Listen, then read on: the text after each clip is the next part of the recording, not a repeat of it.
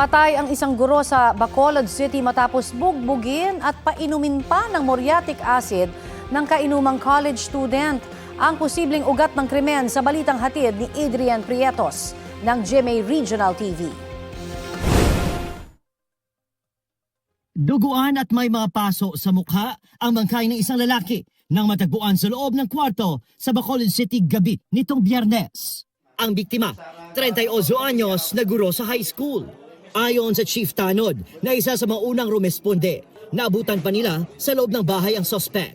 Pagsulod, nakita iya ang isa katawo nga nagaguyod sa isa man katawo, gahublas pa. Nasunugid sa kag ti do nag-ako man sa nga kinastigo ya anay antis ya ginpainom muriatic acid.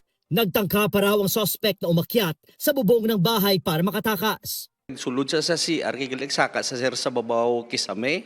Nagrinong ka, dolang ato. That time, why rigid sa siguro gawaan. Pagkadugay-dugay, may nawasak naman nga nawasak ang kisame kay ti metal paring. 3 times ang nagsaka sa ato para tadi malagi. Nahuli rin kalauna ng suspect na isang college student. Batay sa investigasyon, nag-inuman umano sila ng biktima. Doon na raw nangutang ng pera ang suspect, bagay na tiniting ng anggulo ng mga pulis. Hindi nagbigay ng pahayag sa news team ang suspect na nahaharap sa reklamong murder. Nakatakdang sumailalim sa autopsy ang bangkay ng biktima.